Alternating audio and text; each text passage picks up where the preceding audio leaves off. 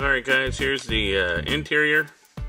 Once it's all put together, you can just pick out a little bit of the detail. That's what I was going for with the great detail in this kit. I mean, more or less all you have to do is go in and pick out a couple of the highlights and the kit will pretty much show itself off. This thing is really well designed. I really like it.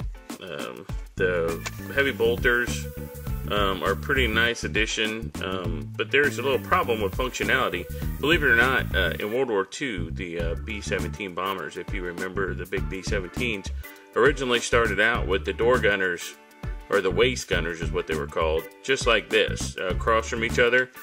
Later in the war, they had to offset the gun so that the gunners wouldn't be standing on top of each other as they were trying to battle the Germans and all that stuff. So that's pretty cool, but it makes for a good looking model. So there you go. Okay, so at the end of step one, this is what you get. This is the instructions. You get all that stuff put on, and this is the basis for your entire kit. So it's important to make sure that you got all the seams and everything lined up straight. Make sure you got no gaps, because if you honk it up now, it's going to be really hard to fix later.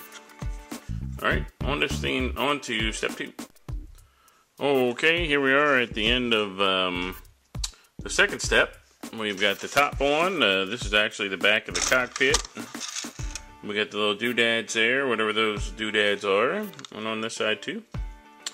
And we put the piece right there. So that's the end of turn two. That's the end of the second step. So we're gonna press on. Okay, guys. For me, this is the worst or the most challenging part. That's what we'll say. The most challenging part of building this kit, and it's when you're putting the engines together. Here I am. Step 3, I've got most of the ship together, but I've held the motors off, or the engines off, because what I want to do is I want to actually paint the engines separate, because they're, if they're done correctly, they'll really pop. So here's the rest, or step 3, where I've got the tail assembly on, and it's really starting to look like the Valkyrie Vendetta without the front. So let's set this aside, and let's talk about these engines. Now, the thing that I have the most hard time dealing with is the fact that there is a seam that runs right down the middle.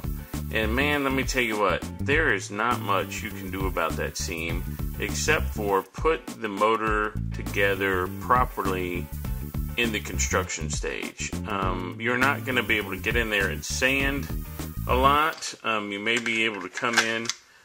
This is a scribing tool, or I have my seam scraper tool somewhere around here, which is designed for doing that. But I tell you, it's going to flatten out that curve, and if you do it too much, you're going to be able to tell. So I've stopped using super glue to assemble these, and I've started using basically liquid cement. This stuff is pretty good. It's not as hot, or it doesn't weld as fast as some of the other ones, but that's good because on this piece you actually kind of need just a few minutes to get the part set. So what you do is you take the brush and you brush it on the part that you need right here. You just slide along. You don't want to use too much, because again, what this does is this glues by basically melting the plastic. And then you do one side at a time.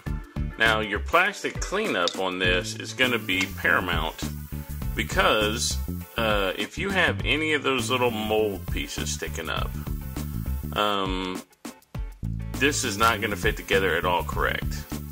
And I want to say that I was able to get these flat. You see right there, it went together just perfect.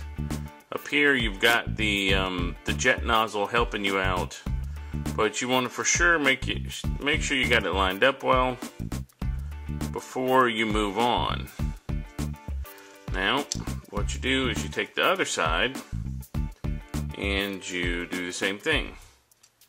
Except for this time, you run a nice bead of glue along the top of both sides, because what that's going to do, it's going to actually soften them up and make them go together pretty well. And what they'll do is they'll kind of smush together, hopefully resolving that seam,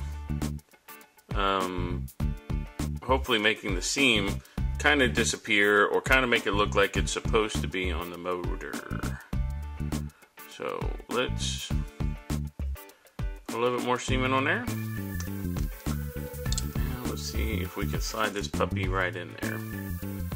It's a little difficult to do on the camera, with the camera sitting the way I've got it set.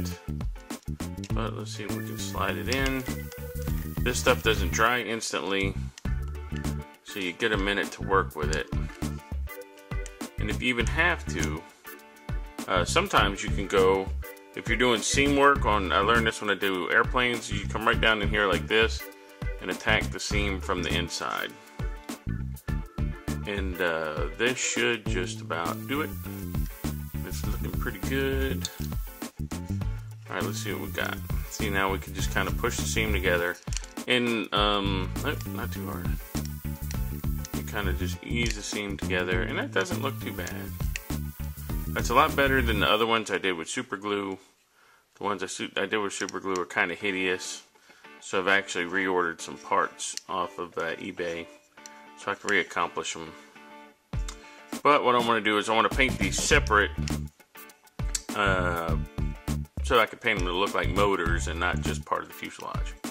So I'm rounding up the end of turn 3 here. I'm going to go put the little hoses.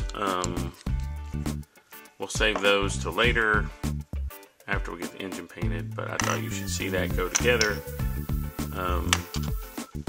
If you found a better way of doing this, please post a video response and let me know.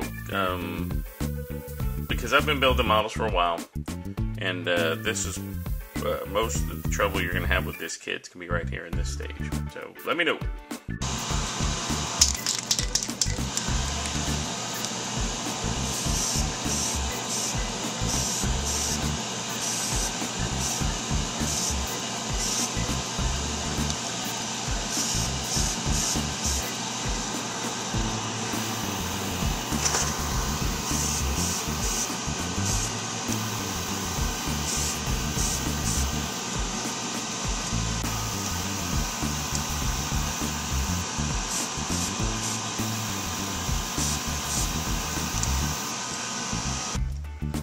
Alright, here we go. We're making progress. We've got the wings attached. They're on there pretty good. I went ahead and glued these on because I have 2 battle foam cases. One for 2 other of my Valkyries, and I could pop the wings off, and one that I could keep the wings on. So I decided to go ahead and keep the wings on this one.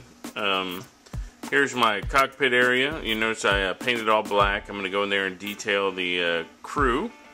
But since it's pretty open, I can do that pretty much at any time. I went ahead and fitted this on there. And I'm getting ready to attach it to the front. And as you can see, it pops right on there. It'll go in pretty nice.